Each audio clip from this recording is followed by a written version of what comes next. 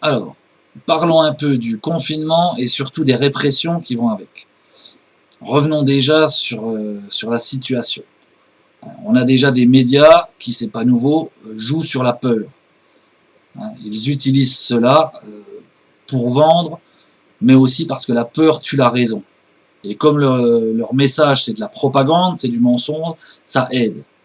Vous empêchez de raisonner, de penser, et la peur est un instrument merveilleux. On peut par exemple citer, si vous vous souvenez, du trou de la couche d'ozone. Il y a 20, 30 ans, c'était le grand sujet de peur. Si on les écoutait, aujourd'hui, il y aurait déjà des millions de morts, on n'aurait plus de couche d'ozone quasiment, or, on n'en entend même plus parler. On peut parler du bug de l'an 2000. À l'époque même, ceux qui connaissaient l'informatique ou qui travaillaient dedans savaient que c'était une énorme arnaque. Et on vous faisait croire qu'il y avait avoir des pannes informatiques, des alluvions qui allaient tomber, et j'en passe. Tout cela était 100% faux. Il y a eu l'anthrax, il y a eu les abeilles africanisées, la grippe aviaire, enfin, il y a eu des tas de sujets comme ça qui ont été utilisés pour faire peur et qui au final se sont révélés être ou des arnaques complètes ou en tout cas largement surestimées par rapport à ce qu'ils valaient. Pour pousser à cette peur, les chiffres qu'utilisent les médias sont faux. Pour cela, je vous ai mis une vidéo très bien faite en lien qui reprend et montre justement comment c'est fait, comment c'est arnaqué avec tous les exemples qu'il faut. Donc je ne vais pas m'attarder là-dessus. Mais tout ce qui vous sort comme taux de mortalité, comme nombre de décès, tout cela c'est de l'arnaque et du pipeau. On peut reprendre tout simplement un des pires exemples qu'il y ait eu, donc un bateau de croisière, 3700 personnes si je me souviens bien, 7 décès au final. Ils ont été mis en quarantaine. C'était en très large majorité des personnes âgées, donc à risque. Et au final, très peu de morts dans les pires circonstances qu'il puisse y avoir. Donc on vous affole sur quelque chose qui n'est pas très dangereux en tant que maladie. Et ensuite, il y a un truc qu'il ne faut pas oublier sur ceux qui nous contrôlent, et donc là on parle plus de l'État que des médias, c'est qu'ils instrumentalisent toujours.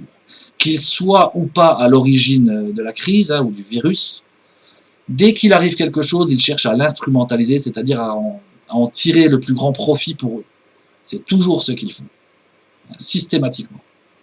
Et c'est ce que fait de toute façon tout régime qui n'a aucune légitimité et qui œuvre pour ses intérêts, et ses intérêts sont en général contre l'intérêt collectif. Donc voyons maintenant, posons-nous quelques questions sur le confinement. Il faut se poser des questions. Est-ce que c'est justifié déjà? Est-ce que c'est normal? Il faut être critique, il ne faut pas tout accepter aveuglément. Or, si on regarde au niveau de l'histoire et de la santé, le confinement généralisé, je ne suis même pas sûr qu'il ait déjà été fait, et ça n'a absolument aucun sens au niveau médical. Avec des maladies très infectieuses et très mortelles, faire des quarantaines, oui, ça a déjà été fait, et ça peut être utile. Mais la quarantaine, c'est des gens malades, c'est pas enfermer tout le monde. Ça n'a rien à voir. Qu'est-ce que vous voulez aller enfermer et persécuter des gens qui sont dans des campagnes ou en montagne, où il n'y a pas de cas recensés et où ils sont très peu nombreux? Voilà, ça n'a aucun sens. Au contraire même, au lieu d'être séparément un peu partout dans la campagne, ils vont être enfermés au même endroit. En termes d'infection, c'est même pire. Pour ceux qui viennent nous dire mais les Chinois l'ont fait, donc on doit faire la même chose. Non, ça ne fonctionne pas comme ça. La Chine, c'est pas le même pays que la France. Ils sont très peuplés, très concentrés. Voilà, une épidémie, ça peut être autre chose. Et puis la Chine, ils ont été touchés en premier. Ils étaient dans le noir, ils ne savaient pas vraiment à quoi ils avaient affaire. Or, quand ça arriva en France, on avait déjà l'exemple chinois, il commençait déjà à rouvrir en Chine, je vous signale quand même. Donc on avait déjà un peu de recul, on avait déjà quelques connaissances là-dessus. Ensuite, pour le confinement, il faut voir la dangerosité du virus. Or, comme on l'a déjà vu, puis comme je t'ai dit de regarder dans le lien de la vidéo, c'est un virus qui fait peu de morts. Ensuite, alors les choses qui ont fait peur, ils envoient des gens par hélicoptère. Alors, très peu de personnes. Et on peut encore une fois, pour la santé, se douter de l'intérêt de prendre des gens contaminés pour les envoyer dans un endroit où il n'y a pas de contaminés, dans des hôpitaux où ils n'ont pas de masque. Voilà. On peut sérieusement se poser la question. Il y en a qui vont me sortir, mais attends, ils ont monté un hôpital militaire. Et alors ça d'entrée, pour ceux qui ne réfléchissent pas, qui ont peur, encore une fois, c'est une preuve que c'est très grave, parce qu'un hôpital militaire a été monté. 30 places. Je crois qu'il n'y a rien d'autre à dire à ce niveau-là. Et puis du coup, voyons voir toutes les incohérences de ce confinement. Alors qu'on vous dit de rester chez vous, donc soi-disant pour retarder la progression du virus, hein, ou l'enrayer, on se retrouve avec des usines qui doivent tourner. Donc un magasin où il y a 1 ou 2 personnes et quelques clients par jour doit fermer, mais des usines avec des centaines, des milliers de personnes, là ça doit rester ouvert. Sans oublier que dans certaines de ces usines, il y a des gens qui apparemment étaient infectés et qui étaient quand même obligés de travailler. D'autres personnes qui ont voulu mettre leur droit de retrait pour leur sécurité, ça leur a été refusé. Donc il y a vraiment de grosses incohérences là-dedans. D'ailleurs, si le virus est si dangereux, le personnel médical devrait être en quarantaine. Parce que là, vous avez un personnel médical qui va au contact des patients et donc qui est très menacé d'être lui-même contaminé, et après qui doit retourner chez lui et rester enfermé avec sa famille. Ça ne me semble pas une très bonne chose. Hein. Normalement, on fait une quarantaine. On sépare d'ailleurs les malades du corona avec les autres malades. Or là, tout le monde est mélangé. Hein. Enfin, peut-être que dans les services, ils ont dû mettre un paravent, un bout de papier. Voilà, c'est possible. Hein. On peut signaler que c'est la même chose aussi pour ce qui est des prisons, les gardiens de prison ou les gens qui travaillent dans les maisons de retraite.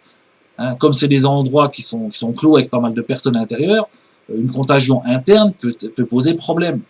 Donc les gens qui travaillent là-dedans devraient eux aussi être mis en quarantaine. Ils devraient être testés, hein, et mis en maladie s'ils sont porteurs. Or, c'est pas du tout le cas. Ouais. Il y a même un mec qui est rentré en prison en tant que prisonnier en étant atteint du corona, ce qui a fait des émeutes dans les prisons. Donc voilà, là, encore une fois, le confinement, de la manière dont il est réalisé, c'est pas une question de santé publique. Ils en ont rien à foutre de votre santé. N'allez pas pour autant pour certains qui rentrent dans la parano, ils veulent tous nous tuer. Non, bien sûr que non. N'oubliez pas que ces gens-là sont des parasites. Hein, ils ne produisent rien, ils ont besoin de vous. Hein, ils ont besoin de producteurs et de serviteurs. Donc ils n'ont pas l'intention de tous vous tuer. Bon, par contre, après, c'est un autre sujet, mais de réduire la population mondiale et de tuer beaucoup de monde, ça leur poserait pas de problème et ce serait même un avantage pour eux, c'est un fait. Mais pour l'instant, on n'en est pas là. Ensuite, en quoi peut-il servir les intérêts de la dictature? J'en entends déjà qui me disent « Oh, en dictature, tu abuses ». Ils sont de moins en moins nombreux en France, mais il y en a encore. Alors, j'entends pas par dictature un régime spécial comme sous l'Empire romain, on n'en est pas là. On ne parle pas d'une seule personne qui a tous les pouvoirs, puisque ça, c'est pas un problème dans le fond. Non. On entend par là un gouvernement, un pouvoir qui est illégitime, qui utilise la force pour se maintenir, qui sert ses propres intérêts et contre les intérêts de la majorité, contre les intérêts du peuple. Hein, un gouvernement ou un pouvoir qui a une pensée unique et qui persécute tous les opposants, tous ceux qui ne vont pas dans le moule et qui veulent parler autrement. Et ça, la France est 100% dans cet exemple-là. Alors les intérêts qu'ils peuvent avoir. On peut déjà voir que ça va favoriser, ils essaient déjà de le faire, de faire disparaître l'argent liquide, hein, pour qu'il n'y ait plus que des cartes électroniques, hein, que des cartes bancaires. Ça, l'argent liquide, c'est une des rares petites libertés qui vous restent encore. À partir du moment où tout est sous carte bancaire, vous êtes soumis aux banques. Le jour où ils veulent vous détruire, vous n'avez plus d'argent, vous n'avez plus rien, vous ne pouvez même plus vous acheter un paquet de pâtes. C'est très grave, c'est très dangereux ça, et on y reviendra là-dessus. Et s'il n'y a pas de crise sanitaire, hein, ça c'est au vu du nombre de morts, hein, surtout comparé à d'autres types de maladies, il y a par contre une réelle crise économique. Et là, il y en a qui vont dire, eh ben, du coup, comme eux, ils font que pour le pognon, c'est pas pour eux. Ben si, bien au contraire. Cette crise, il y a déjà les banques qui en ont profité, qui ont reçu des millions, des centaines de millions même. Alors on peut sérieusement se demander en quoi un virus menace une banque. Hein, clairement. Hein, et par contre, il va toucher, bien entendu, les petits, hein, les petites et moyennes entreprises, qui ont déjà beaucoup de mal, pour favoriser les gros, pour favoriser le trust, hein, et le monopole. C'est ce qu'ils visent. Et pour ça, c'est un outil parfait, quoi. C'est un outil parfait. N'oubliez pas on n'est pas en capitalisme, il n'y a pas de libre concurrence, il n'y a pas de libre entreprise. Les gros ont déjà des avantages que les petits n'ont pas. Hein, alors que les petits prennent de plus en plus de taxes, les gros ont des subventions.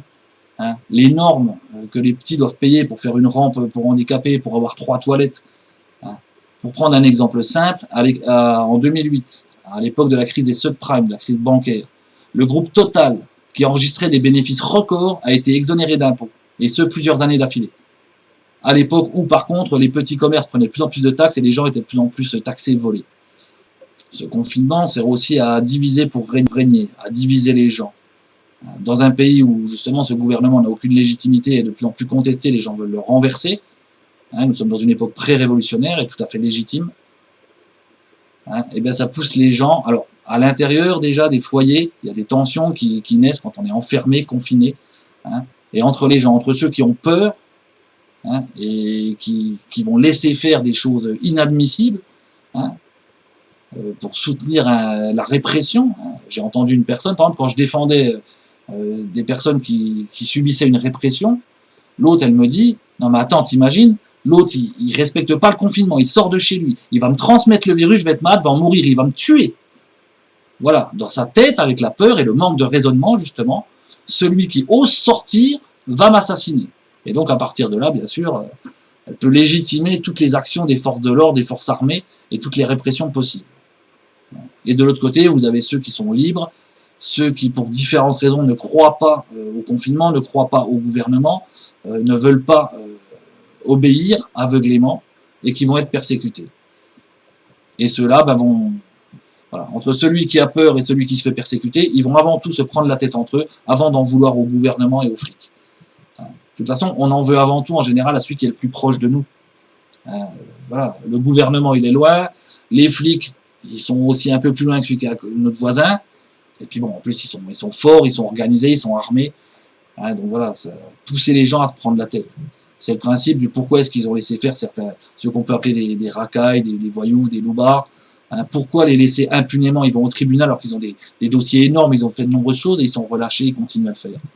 Eh bien parce que tant qu'ils foutent le bordel dans la rue, vous en voulez à ces gens-là. Plutôt que d'en vouloir au gouvernement ou à la justice, pseudo-justice qui laisse faire. Et vous allez demander plus de lois, plus de flics. Vous allez être prêt à sacrifier vos libertés pour rien au final, pour une grosse arnaque. Ça sert le diviser pour régner aussi, ce confinement. Ça sert à ça. Ça leur donne une pseudo-légitimité pour persécuter tous ceux qui ne se soumettent pas, pour repérer et persécuter tous les hommes libres et tous ceux qui n'obéissent pas aveuglément. C'est une très bonne manière de faire. Facile de les repérer, et sous couvert de la santé, sous couvert de la vie des citoyens, voilà, ils vont persécuter les vrais, les honnêtes citoyens. Et vous aurez de nombreux exemples en fin de vidéo. Et enfin, ça leur donne aussi le prétexte de faire un exercice grandeur nature, de contrôle du pays par l'armée. Et les flics, c'est de l'armée, je vous signale quand même. C'est la même chose, c'est la même chose. Ils sont armés pour maintenir la population sous contrôle. Et alors peut-on comprendre qu'il y ait des gens justement qui ne croient pas ou qui ne veulent pas obéir à ce pouvoir en place et à ces règles de confinement? Rappelons quand même que ce sont des menteurs. Là-dessus, je crois qu'il n'y a même pas besoin de développer. Au niveau des politiques et de leur honnêteté, on sait très bien à qui on a affaire. Ils sont illégitimes au regard de la population, parce que la très large majorité de la population ne les soutient pas, bien au contraire. Depuis une vingtaine d'années, chiffre à l'appui, il y a plus de la moitié des gens qui ne votent pas, et c'est pas parce que c'est des feignants, c'est parce qu'ils savent que ça ne sert à rien, que les dés sont pipés. Et la légitimité, qu'est-ce que c'est en France? En France, les politiciens reçoivent un pouvoir à partir du moment où ils respectent la Constitution et la loi. Mais on a un exemple simple qui est le référendum de 2005 sur Maastricht, qui a été trahi en 2008 par Nicolas Sarkozy, qui en passant a fait retirer la haute trahison pour le chef de l'État, bien entendu. Et pour faire passer donc ce traité qu'ils ont renommé Lisbonne. Ce traité est anticonstitutionnel, ils ont dû modifier la Constitution pour que ça passe, et car ce traité passe par-dessus toutes les lois et la constitution du pays. Ce qui veut dire que depuis 2008, en 2008 je veux dire, la constitution et la démocratie via le référendum ont été trahies.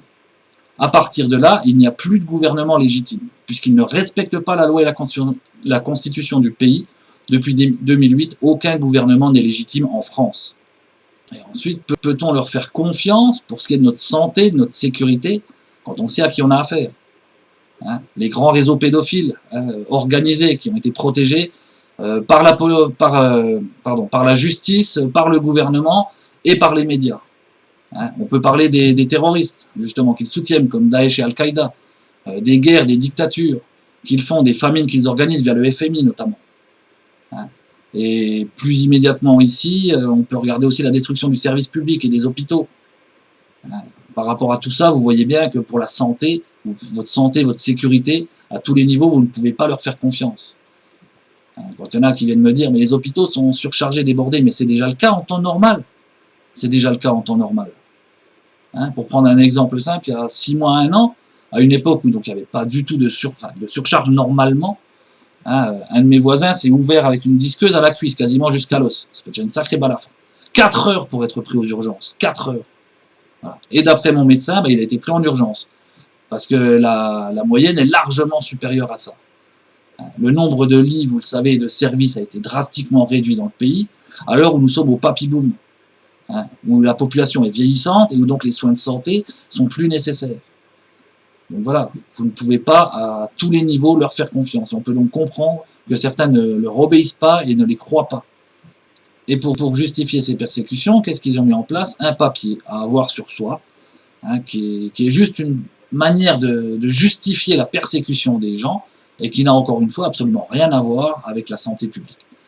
Un raisonnement confiné, un confinement raisonné aurait pu être éventuellement mis en place. Dans ce cas-là, on vous informe déjà, les policiers, si vous croisent, vous disent voilà, qu'il faut faire attention, que ci, que ça. Or là, c'est pas du tout ça. On est passé du jour au lendemain de tout va bien, vous pouvez sortir. Attention, restez chez vous, si vous sortez, c'est des amendes, c'est la prison, ou le passage à tabac. Et tout ça, j'exagère pas, vous aurez toutes les preuves à la fin de la vidéo. Ce papier, qui a changé 3 fois en 8 jours quand même, que tout le monde ne peut pas se fournir en quantité. On pourrait signaler en passant aussi que ça pollue quand même, parce que au bas mot, si c'est respecté, c'est 50 millions de feuilles par jour.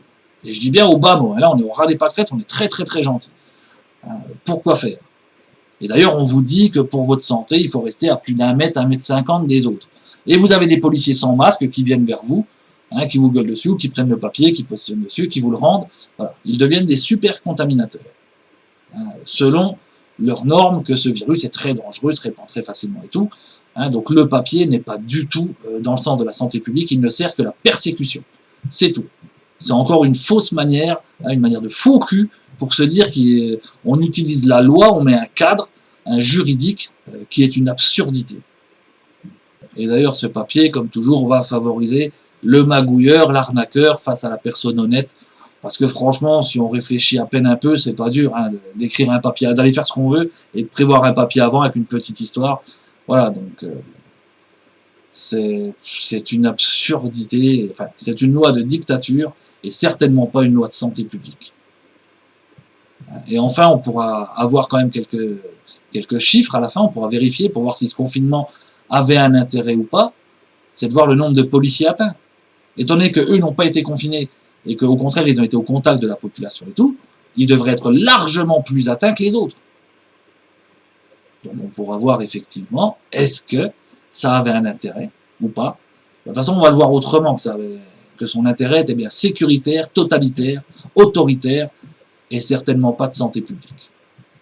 Maintenant, voilà, vous allez avoir plusieurs exemples sur ce que sont les persécutions en France, sur des gens qui prennent des amendes, alors que beaucoup sont déjà dans la merde financièrement, sur des gens qui se prennent de la prison, pour rien, sur la mise en place d'hélicoptères, de drones, donc de moyens militaires et techniques pour choper des gens. J'en connais qui, tout seuls dans les bois, ont été emmerdés par les flics, tout seuls en plus. D'autres qui, à plusieurs, etc. Des passages à tabac, quand il n'y a personne dans les rues, c'est plus facile de friter, mais bon, il y en a quand même aux fenêtres qu'on pu filmer, il y a de nombreux, je vous laisse voir, ça parle les exemples parlent d'eux-mêmes.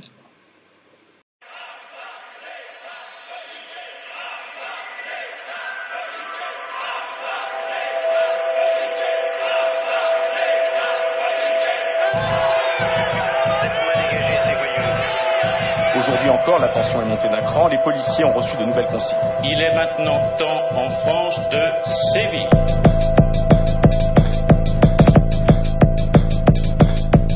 65% des Français interrogés se déclarent favorables au principe de tolérance zéro.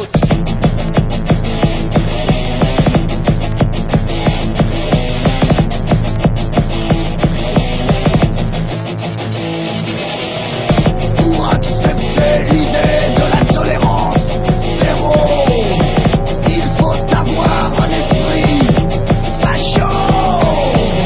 Quand l'Europe du capital s'effondrera, le peuple marchera au pas de loi.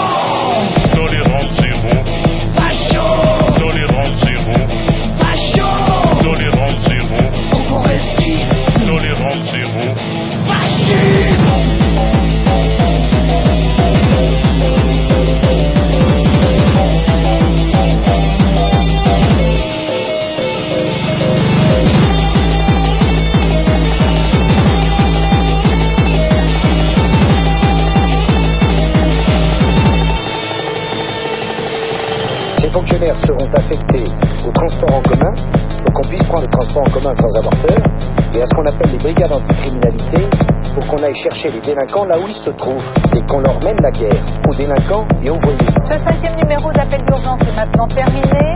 Attention à vos poches et à vos sacs dans le métro. Merci, bonsoir.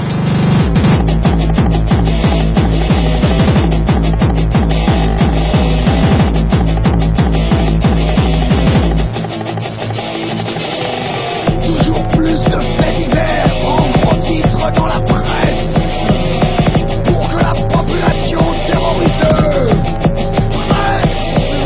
Toujours plus de flics, d'ordre et d'insécurité, pour que la machine capitaliste continue à nous broyer. Tolérance zéro, Facho, tolérance zéro, facho, tolérance zéro, faut qu'on résiste. tolérance zéro.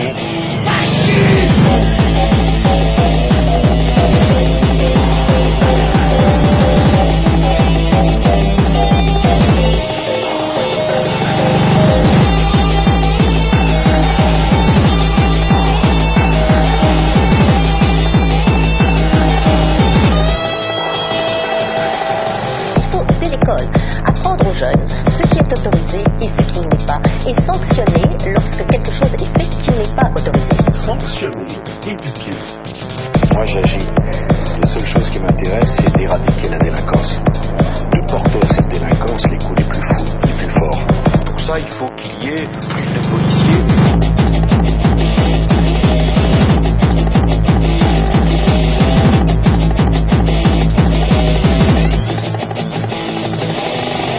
Pour que les gens aient vraiment peur, il faut créer un ennemi intérieur. Caïra, dealer, pute, chauffeur, squatteur. Bientôt on sera tous dans leur collimateur. Tolérance zéro, Facho, tolérance zéro, facho, tolérance zéro, faut qu'on résiste. tolérance zéro. Fasciste.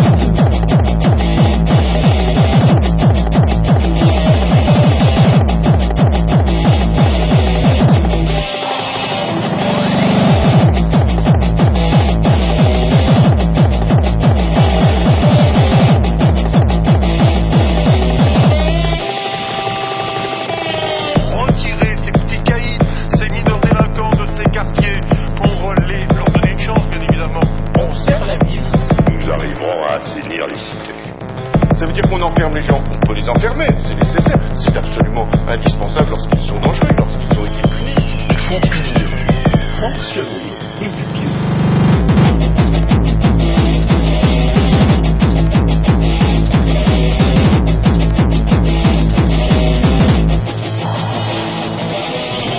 Pour appliquer l'intolérance sécuritaire, il faut bâtir de nouveaux complexes pénitentiaires, pour que ceux qui vivent dans la misère soient condamnés à pourrir en enfer. Tolérance zéro, Facho, tolérance zéro, facho, tolérance zéro, faut qu'on résiste. tolérance zéro. Fascisme.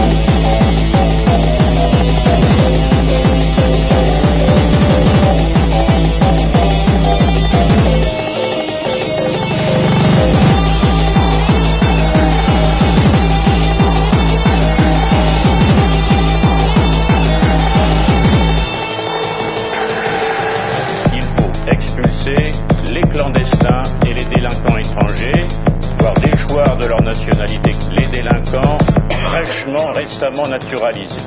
Supprimer les allocations aux parents qui ont des enfants qui sont délinquants. On serre la vis. Nous arriverons à assainir les cités. Pour ça, il faut qu'il y ait plus de policiers.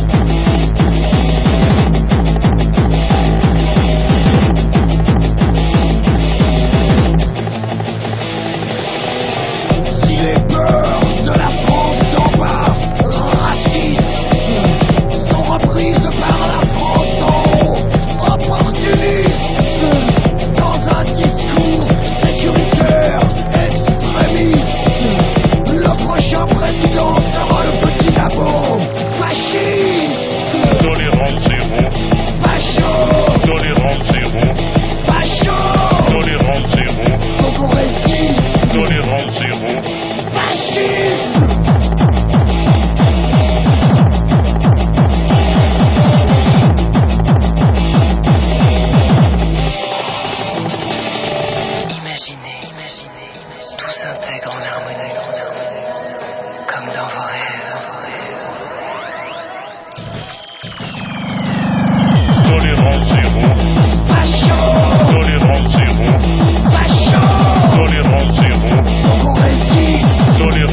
diront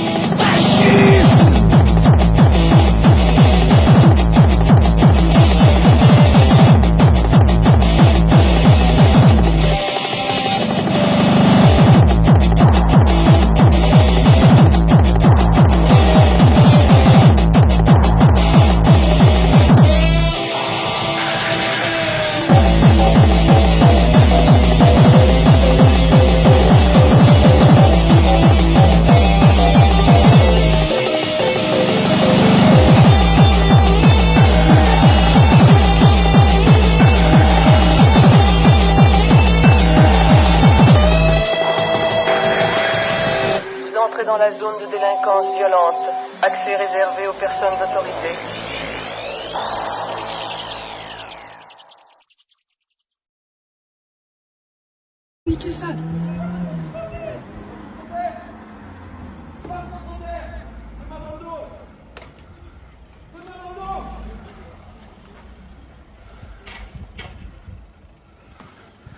Ils l'ont défoncé. Il l'insulte, ils sont en train de le buter.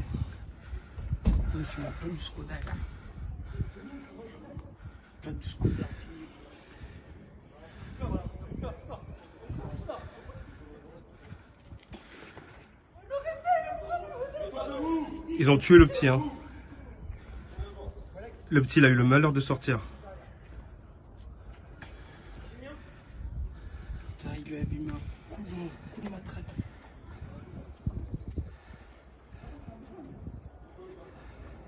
Tout est filmé, mon pote. Ils vont se cacher sous le porche pour pouvoir le terminer. Alors que leur voiture, elle est juste là. Voilà. Regardez, là, ils vont finir le petit dans le coin en cachette. Putain, les coups de matraque télescopique qu'ils lui mettent. Regardez les coups de matraque télescopique qu'ils lui mettent. Regardez, écoutez le petit crier. Regardez, regardez. Regardez. Regardez. Écoutez. C'est lui, là. Écoutez, écoutez ce qu'ils font, petit. Écoutez, regardez, regardez les balayettes, regardez. Regardez ce qu'ils lui font. Regardez, regardez.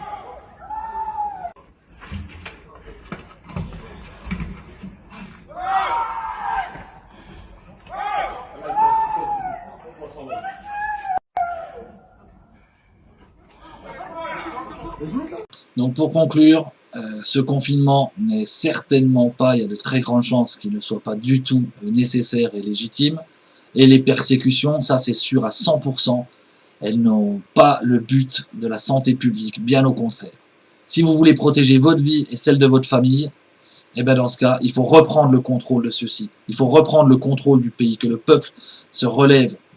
Alors vive la République, vive la France et vive la Révolution. À partir de ce soir, dès maintenant, tous ceux qui sortent, je vais vous niquer, vous et toute votre famille. Après, ceux qui sortent pour aller ken des meufs avec vos vieilles têtes de moches, là. Ma parole que je vais vous couper le zboob. Après, ceux qui sortent pour faire semblant de courir, là. Vous me prenez pour un con, en fait. Même si vous êtes déguisé avec vos jogging, là. Moi, je vous vois toute l'année. Au kebab, au McDo, et là, comme par hasard, aujourd'hui, vos gros culs se mettent à bouger. Vos grosses fesses. Vous allez tous les laisser chez vous. À tous ceux qui sortent faire des courses alors qu'ils n'en ont pas besoin pour le moment, avec leurs gosses. Au moment où vous allez sortir de chez vous, je serai là, avec mon pote Momo. Vous me direz, Manu, s'il te plaît, nous défonce pas avec Momo. Tu la fermes. Tu triches, tu morfles. On s'en fout de quitter. Tu pourras plus marcher. Allons-y. Que la purge commence.